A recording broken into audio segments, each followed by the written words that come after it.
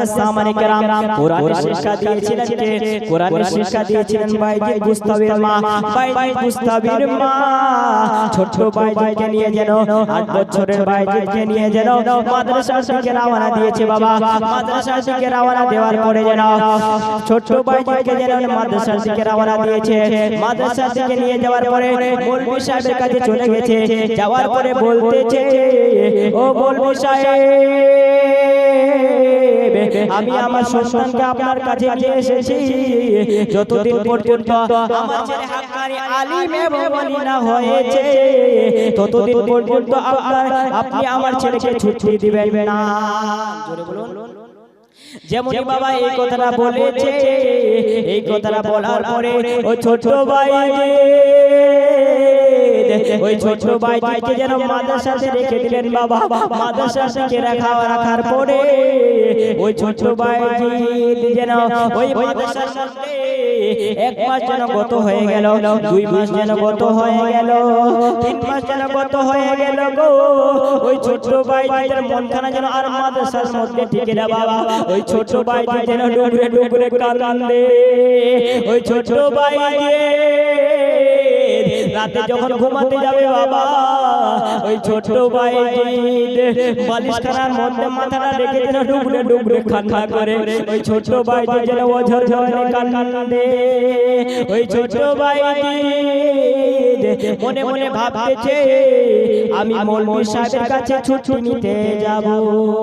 কিন্তু বাবা মাদ্রাসার মধ্যে অনেক কষ্ট। ওই ছোট ভাই বলতেছে, আমি যদি মৌলভী সাহেবের কাছে ছুটি চাইতে যাই আর ওই মৌলভী সাহেব যদি আমাকে মারে, ওই ওই ছোট ভাই ছুটি চাইতে যাচ্ছে না বেরাদার। আবার যেন বাবাজি বন্ধুগণ দ্বিতীয় দিন যেন আবার ওই ছোট ভাই রাতের সময় যেন আবার ডুবরে ডুবরে কান্না করতেছে আর যেন বলতেছে, কালকে অবশ্যই আমি মৌলভী সাহেবের কাছে ছুটি নিতে যাব। যেমন বাবা এই কথাটা বলেছে, এই কথাটা বলার পরে ওই ছোট ভাই যেন মৌলভী সাহেবের কাছে চলে গেলেন বাবা। মৌলভী সাহেবের কাছে যাওয়ার পরে বলতেছে, ওগো আমার হুজুর, আমি বাড়ি যেতে চাই গো হুজুর, আপনি দয়া করে আমাকে ছুটি দেন। যেমন বাবা এই কথাটা বলেছে, এই কথাটা বলার পরে ওই মৌলভী সাহেব ওই ছোট ভাইকে যেমন ছুটি নিতে যাবে, সঙ্গে সঙ্গে তার মায়ের কথা মনে পড়ে গেল। জোরে বলুন সুবহানাল্লাহ। বলতেছে, তার মা তো আমাকে বলেছিল যতদিন পর্যন্ত আমার ছেলে হাক্কানি আলিম এবং ওলি না হয়েছে ততদিন পর্যন্ত আপনি আমার ছেলেকে ছুটি দিবেন না। যেমন বাবা এই কথাটা বলেছে, ওই মৌলভী সাহেবের মাথায় তো কম বুদ্ধি নাই। ওই 8 বছরের বাইজিদ, ওই 8 বছরের বাইজিদকে যেন 10 দিনের পড়া একদিনে দিয়ে দিয়েছে আর বলতেছে, ও বেটা, তুমি যদি এই পড়াটা কালকে শুনিয়ে দিতে পারো তাহলে আমি তোমাকে 2 দিনের ছুটি দিব। আচ্ছা বাবাজি, একটা ছোট ছেলে 8 বছরের ছেলেকে যদি 10 দিনের পড়াকে দেওয়া হয়, পড়া করতে পারবে বাবা? বলুন, পড়া করতে পারবে? অসম্ভব। কেননা মৌলভী সাহেবের মাথায় তো কম বুদ্ধি নাই। মৌলভী সাহেব জানে এই ছেলে পড়া করতে পারবে না, তো আমার কাছে ছুটি চাইতে আসবে না। তারপর বাবাজি বন্ধুগণ ওই ছেলেটি মাদ্রাসার কোণের মধ্যে গেছে। মাদ্রাসার কোণার মধ্যে যাওয়ার পরে ওই ছেলেটি যেন আল্লাহর দরবারে ডুবে ডুবে কান্দে, ওগো আমার আল্লাহ, মাবুদ মওলা গো, আমার হুজুর আমাকে 10 দিনের পড়া দিয়েছে গো আল্লাহ, মাবুদ দয়া করে আল্লাহ আপনি আমার পড়াটা করে দিন। যেমন বাবা এই কথাটা বলেছে, ওই ছোট ভাইদের দোয়া যেন আল্লাহর দরবারে কবুল হয়ে গেছে বাবা।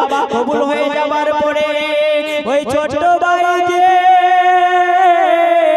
আউযু বিল্লাহি মিনাশ শাইতানির রাজিম, বিসমিল্লাহির রহমানির রহিম বলে পড়তে লেগেছে। ওই ছোট ভাই 10 দিনের পড়াকে যেন 1 ঘন্টায় মুখস্থ করে নিয়েছে। আরেকটু জোরে বলুন। ও বাবাজি বন্ধুগণ ওই ছোট ভাই যেন পড়াখানা মুখস্থ করে নিয়েছে। তারপরে মৌলভী সাহেবের কাছে চলে গেছে। মৌলভী সাহেবের কাছে যাওয়ার পরে বলতেছে, ওগো আমার হুজুর, আমি আমার পড়াটা করে নিয়েছি। যেমনই বাবা এই কথাটা বলেছে, ওই মৌলভী সাহেব সঙ্গে সঙ্গে মাথায় হাত দিয়ে দিয়েছে আর বলছে এটা কি সম্ভব? আমি 10 দিনের পড়া দিয়েছি বেটা তোমাকে, তুই পড়াটা করে নিয়েছো? বলতেছে জি হ্যাঁ হুজুর, আমি আমার পড়াটা করে নিয়েছি। তো ওই মৌলভী সাহেব বলতেছে বেটা পড়াটা শোনাও তো।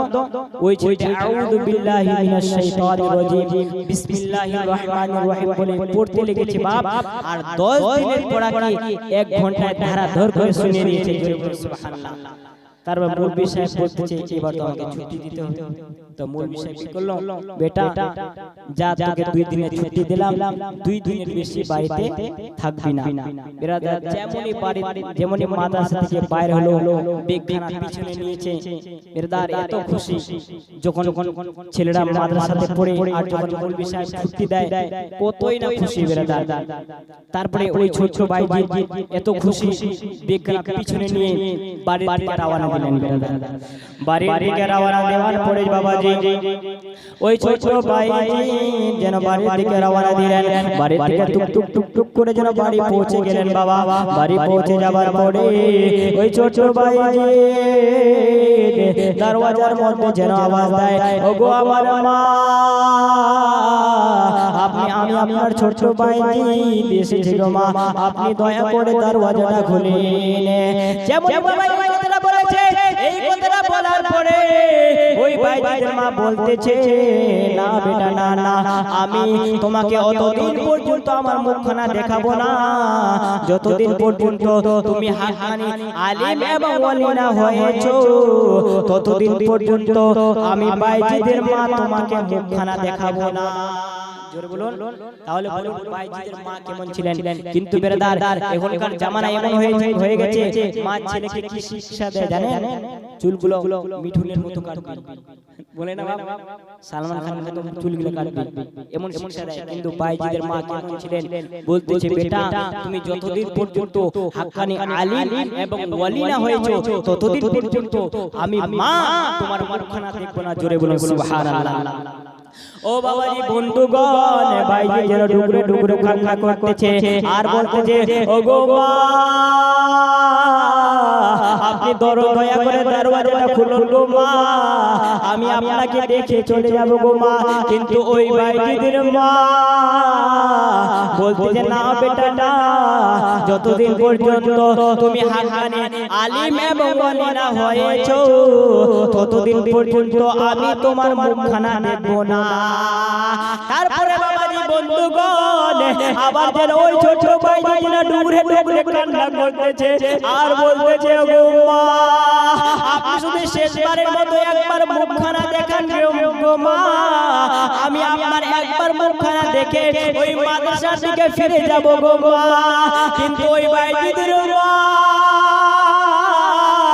বলতেছে না বেটা না না না, আমি অতদিন পর্যন্ত তোমার মুখখানা দেখবো না যতদিন পর্যন্ত তুমি হাক্কানি আলিম এবং ওলি না হয়েছো। জোরে বলুন সুবহানাল্লাহ। তারপরে বাবাজি বন্ধুগণ ওই ছোট ভাইজি যেন ডুগরে ডুগরে কান্না করতে করতে যেন মৌলভী সাহেবের কাছে আসলেন বাবা। মৌলভী সাহেবের কাছে আসার পরে বলতেছে ওগো আমার হুজুর, আমি আপনার কাছে ফিরে আসলাম গো হুজুর। মৌলভী সাহেব বলতেছে ও আমার বেটা, আমি তোমাকে 2 দিনের ছুটি দিয়েছিলাম রে বেটা, তুমি এত তাড়াতাড়ি কেন চলে আসলে?